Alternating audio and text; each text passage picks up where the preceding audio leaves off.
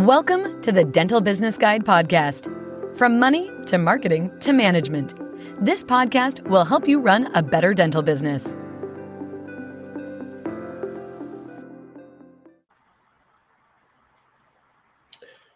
Welcome and good evening, everybody.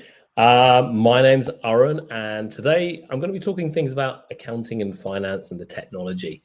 Now, for those of you who haven't attended any of these webinars before, I'll talk for about 30 minutes, but I'm going to change it up today. I'm going to encourage people to actually ask questions about this. I do have some content to talk to you about, and really it's all about questions that people have asked me over the years.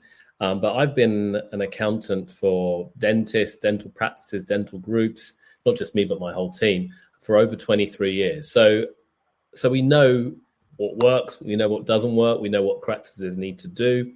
And we also have our own dental clinics, my wife's clinics, the Neem Tree dental practices. So everything we've done has always been tried and tested in those clinics. So it's so important to ally yourself with someone who knows what they're doing and understands the dental business if you're looking for an accountant. But so what I want to do today is I'll be talking accounting stuff, questions that people have asked me, but please feel free to ask me questions as we go along. Just bear with me a second. Let me just get this all right. Okay, let's get my Samera brand up there. Okay, so if anyone has questions, please do ask. But I will start off with some of the questions I've had over the years. So first question is, what software do I actually need to get started and what can wait? So if you're running a practice, it could be a single practice, it could be a multi-site group, it could be anything. The first thing in the accounting sense of the word is you need to have a bookkeeping package in place. Now, many years ago, people might have used Excel to do their accounts for their practices. Honestly, you need to have moved away from that a long time ago. And if you haven't, that needs to be done first things. And before you even do that, if you aren't doing your accounts on a week by week, day by day, month by month basis, you need to get this sorted out.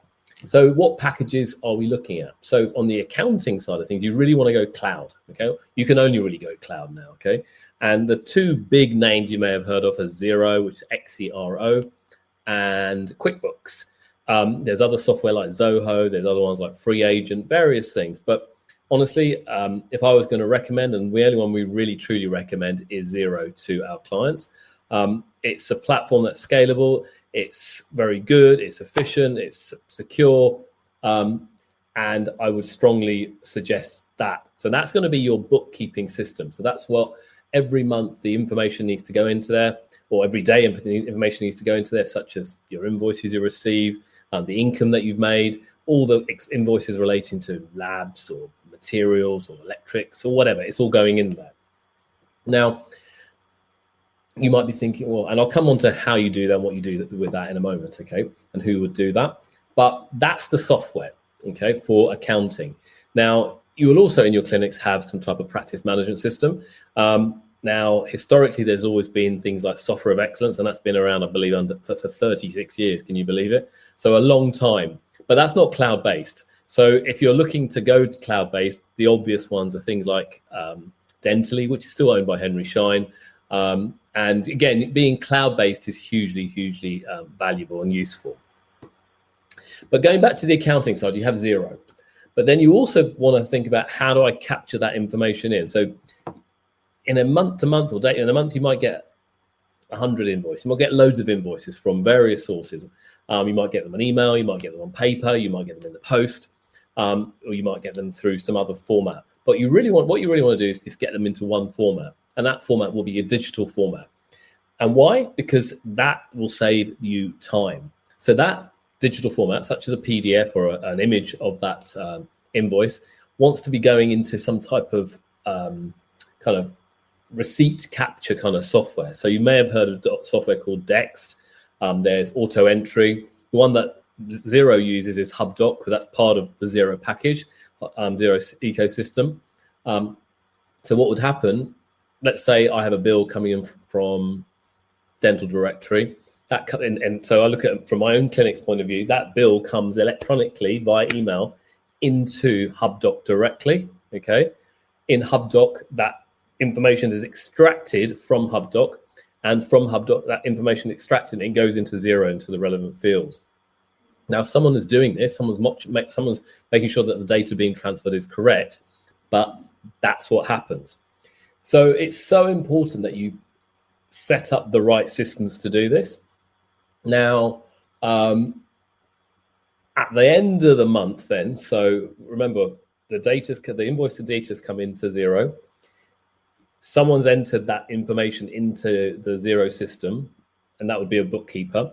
Now, I would strongly suggest you have a bookkeeper do that, not your nurse or manager or someone who knows how to use the software. So often we've dealt with practices where it's just been badly put into, and if it's garbage in, it's garbage out. So have the right person to do that. And if you need help with finding bookkeepers or someone to do it, we can do that. But more importantly, once that data's gone into Xero, at the end of the month, you might need to pay your bills. Now, historically, people might have written checks. Checks aren't really there anymore. But you can now make payments in one batch payments. So again, you might have an integration with Xero, and you might just tick all the boxes. You can see. So remember, in Xero, you can actually see the actual invoice that is scanned in. You can see a copy of it. Check. Oh, that's fine. That bill's correct. I'm going to tick it. I'm going to pay. I'm going to tick this. I'm going to pay. I'm going to tick this. I'm going to pay. Oh, I'm not going to pay that one yet. So then you can do one batch payment in one go, and it just it comes out in one go. It logs straight into your bank account, makes the payment, and it's gone. Now, how much time does that save? Honestly, it saves absolutely hours. Okay, absolutely hours. So the key things are having the Xero in place. The key things is having something like HubDoc in place, and then the key thing is having some type of payment processor in place. Now, we use something called Cresco, C-R-E-Z-C-O, which links into Xero, and that really helps. Now, in addition, we have other kind of software, which is on the kind of accounts. If you wanted to have an accounts payable approval software, so if you're running a group, you're going to have lots of invoices coming from various places. You might run multiple Xeros. So you want to then think about, how do I approve the invoices? There must be a process of approval. So again, an AP system can be put into place. There's something called like Approval Max. There's Lightyear. There's various options that can go into place. So that's kind of very basics of the bookkeeping side of things. Then, of course, there's payroll. Again, many different types of payroll out there, systems out there. Xero is an option. BrightPay is the one that we always use for our clients. And then, of course, there's lots of reporting that you can do, reporting tools you can do. You can use Sift Analytics, Fathom, Spotlight, you name it. There's so many things that can be used. So I won't go into that much detail now. So that's my first question. Okay, answered.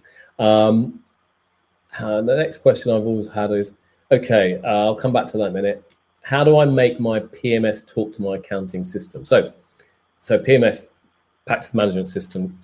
Well, the trouble is at the moment, a lot of clinics in the UK are mainly using Software of Excellence. So that is a kind of standalone product, and it's not very helpful to be able to extract data out of it. Something cloud-based, such as Dentally, makes things much easier because you can extract data out. But what we've found in the dental market is that data just sits in different silos. Okay, you've got something sitting in the practice management system. You've got some data sitting in Xero, and then never the two will meet. So what we are building actually is a kind of a tool where all this data gets pulled together, and then you can start seeing that data and having a proper data dashboard to interpret your business performance. We're in the process of building it. That will be AI driven as well, and I'll share some details towards the end of this webinar on that. Now, right. Now, one of the things I didn't mention, and which I should mention, is when you're using something like Xero, your bank information is talking to it all the time. As long as you set it up correctly, the information coming from your banks is going into Xero all the time. So the debits and the credits from the bank statements are going in there. So that's really helpful because that speeds up the process. You don't have to type it in. You don't have to get a PDF. You don't have to get a CSV file to upload. It's just coming in automatically through. And again, it's all done through a secure route. Now, one of the things that I've always picked up over the years is how many practices, and this is down to poor bookkeeping, to be honest with you, are doing cash accounting as opposed to accruals-based accounting. Now, you might be thinking, well, what does that mean? What's cash accounting? What they're doing is that you have all the information that's going on, that's in the bank statement, that's just being recorded as a cost against materials or a cost against labs or cost against electricity. And the income coming in is saying, oh, that's the income for the month of October, for instance, and you add them all up. Now, that's really not the ideal way to do accounting. If you're trying to understand the business, you really need to be doing based on accruals-based accounting. So what does that mean? It's based on the invoices you receive. So when you receive an invoice from, let's say, an electricity invoice from, say, National Power, you process that invoice. You don't process the payment, you process the invoice at each month. And at the end of the month, we reconcile the bank to the payment that's been made. That's kind of how you should be doing proper accounting. Now, I've seen practices that have done cash accounting, and large groups even doing cash accounting, and really it gives meaningless data. And with that meaningless data, you have no idea how your business is doing because you're not really accounting with the invoices. You want to get proper invoice information in. And similarly on the top line with the revenue, again, take the information from your practice management system, the income generated, or from the payment allocation report, typically from Dentally or Software of Excellence. This matters because when you want to then analyze this data and start making better decisions, that's what you need to do. So if you are doing cash accounting, taking information from the bank statements and doing the accounting that way, as opposed to taking it from the invoice, change it. Okay, honestly, change it. That's so important. Right, what else have I got to? I've been asked. Let's see. I'm trying to find. Where have you gone?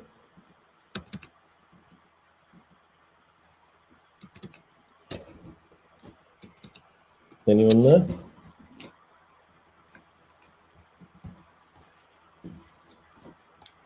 My laptop's playing up. Okay, sorry. Here we go.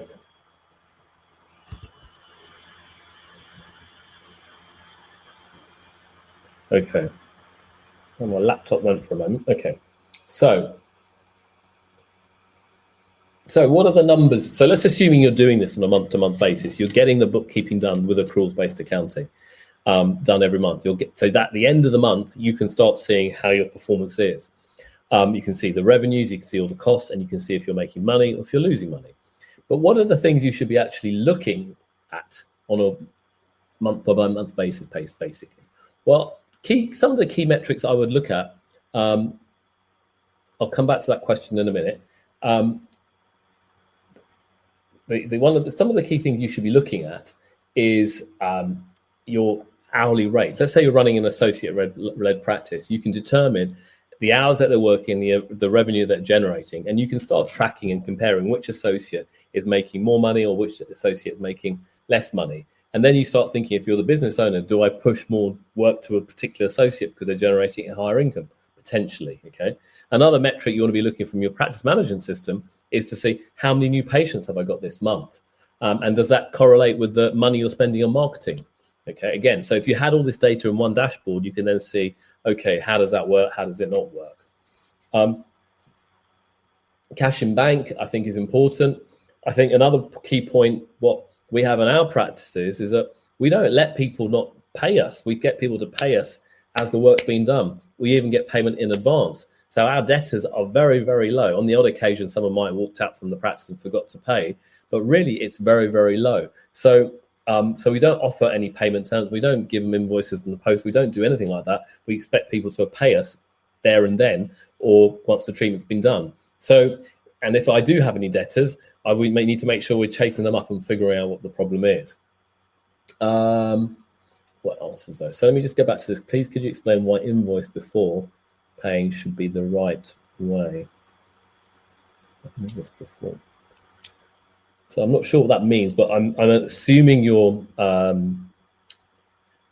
talking about the accruals-based accounting. So accruals is a concept of accounting. It's one of the kind of four important points under accounting. There's and that means you're matching the activity to the invoice that's come through.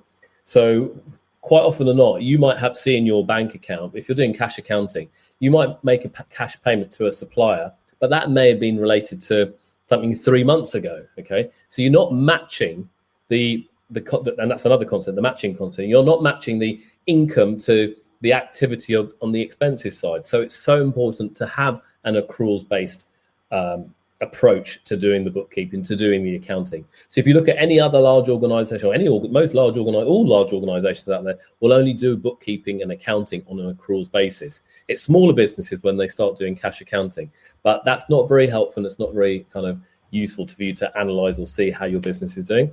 I think hopefully that maybe you've answered your question. Now, you might be thinking, right, Aaron, you're talking about all this stuff and you're not that techie. How hard is this to do? It's not rocket science. If you've got a techie brain and a financial brain, you could do it, but it'll take time. Okay, it'll take effort. Certainly from our side, we can certainly help you. We're accountants. This is all we do, pretty much. Well, one thing. My team, I have a whole team of accountants that do this. Okay, for dental practices. So it'll take a few weeks to get into implement it and stabilize it.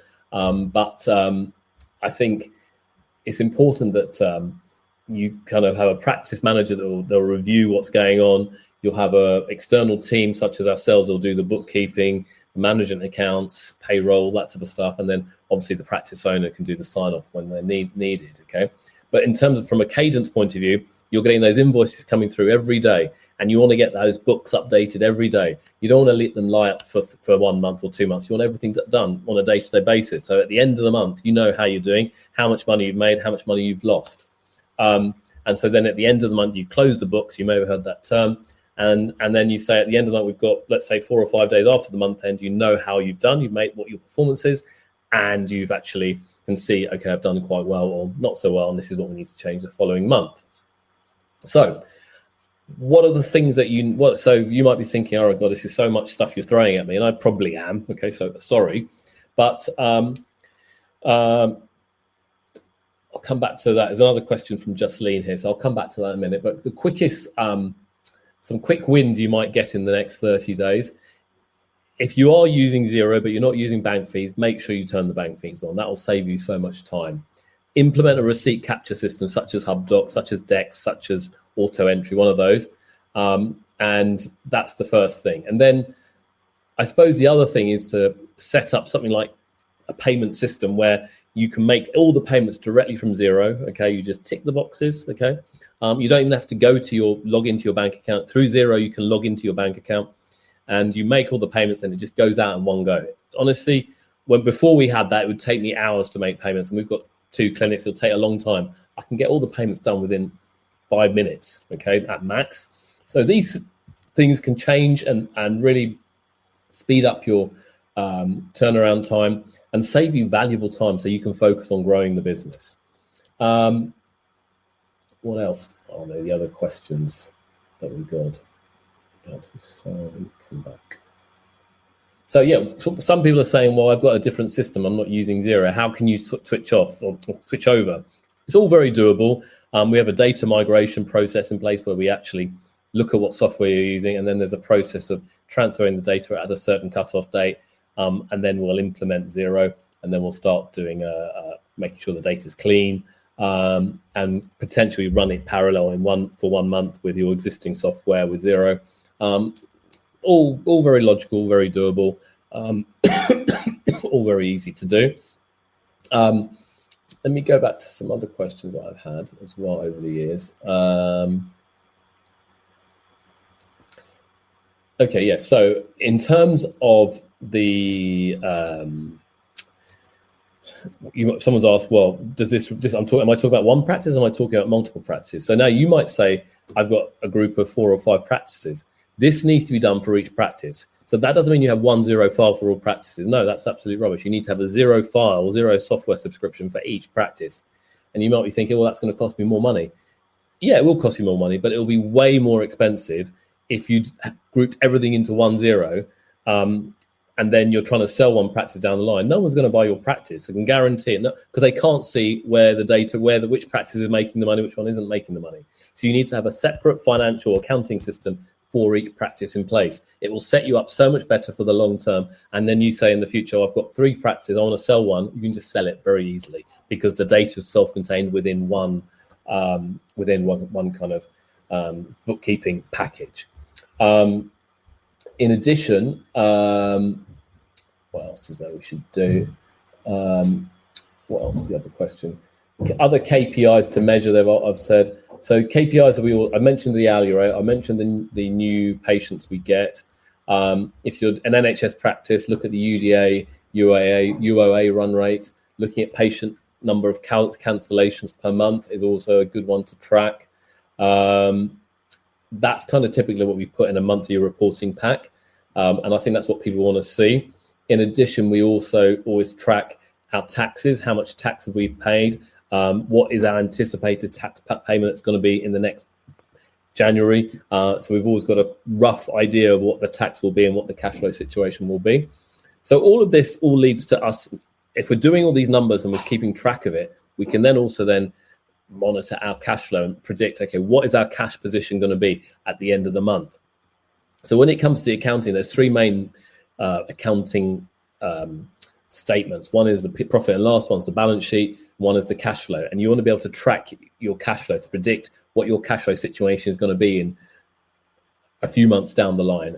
Quite often or not, many people don't do that. And that's when a problem arises. So get that factored into this whole mix of what we're talking about here.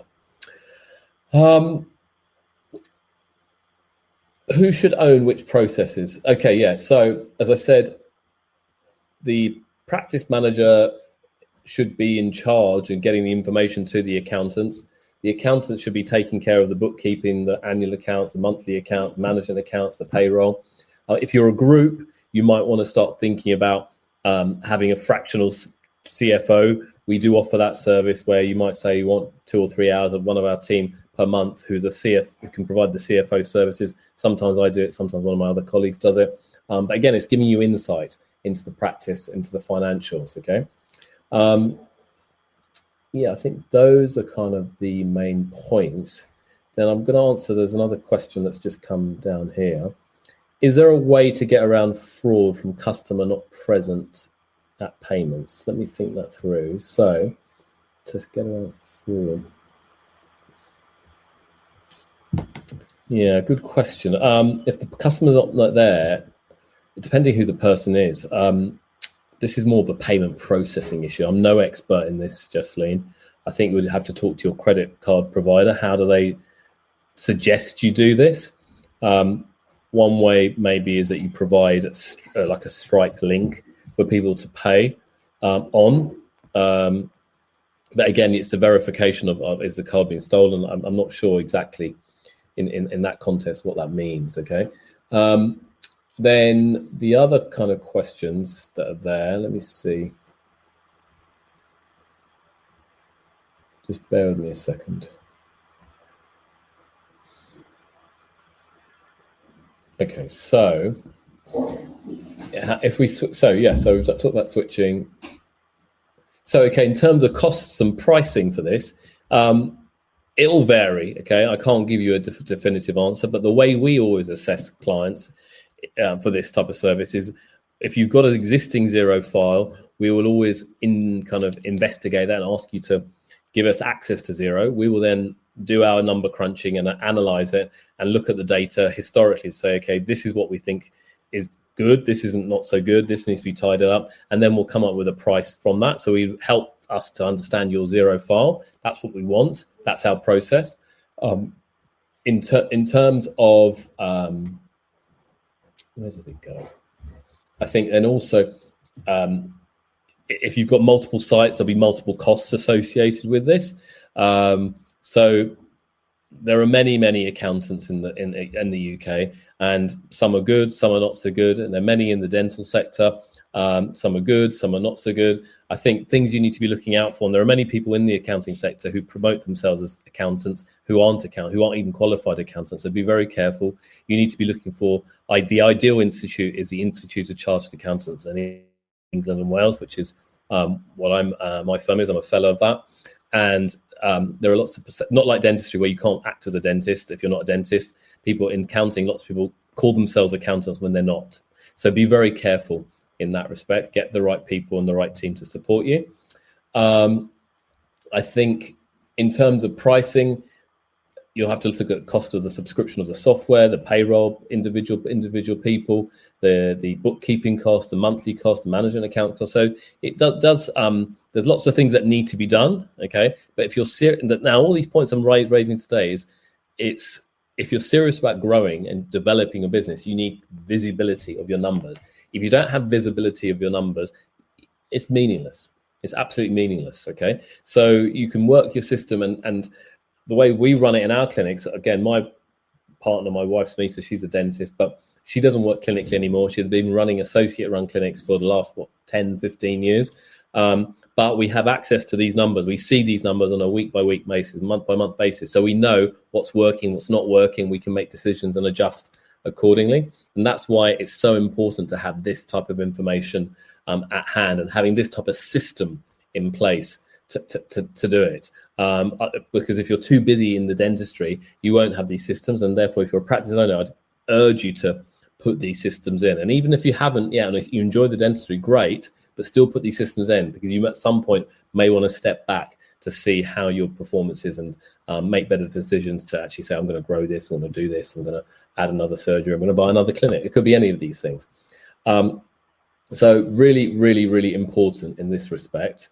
Then one of the other things that I alluded to, and will share a screenshot somewhere if I can do this again. How do I share the screen? No, that's not right.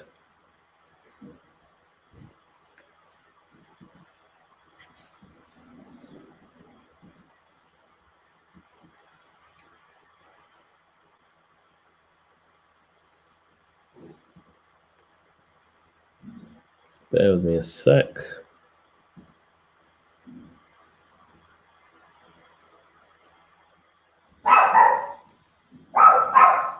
Sorry, that's my dog barking. So I'm just trying to find the right thing.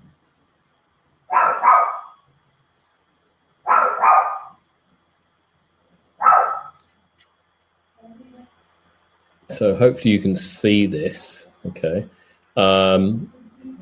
Now this is our Samera.ai.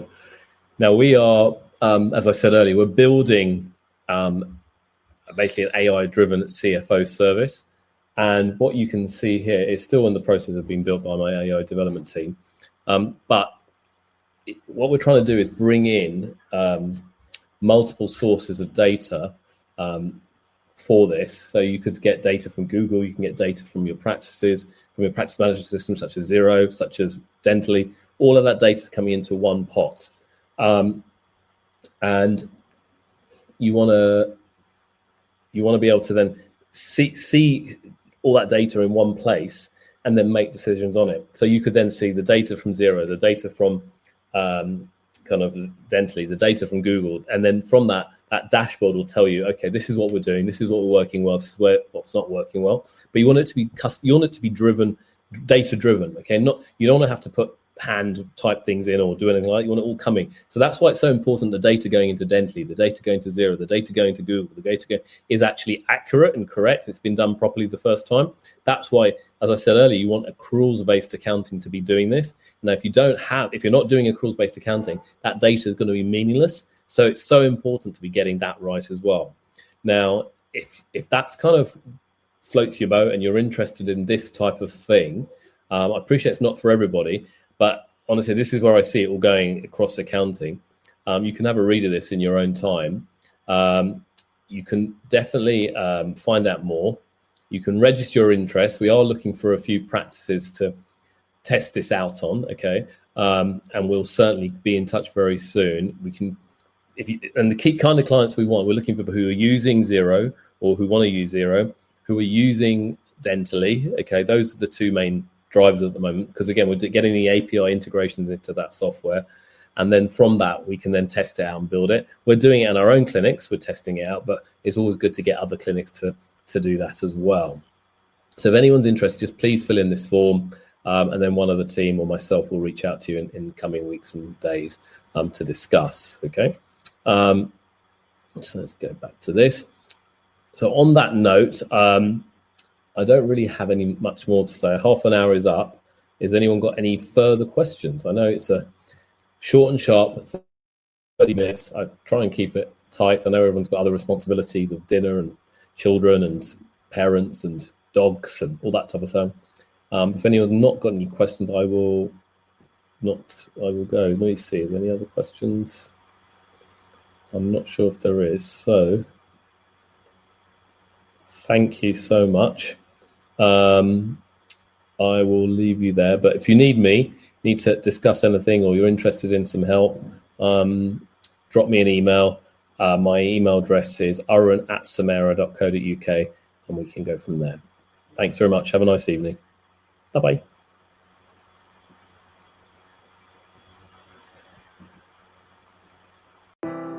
Thanks for listening in to the Dental Business Guide podcast. We welcome your feedback, and if you're enjoying it, please let your friends know too. Until the next time on the Dental Business Guide podcast.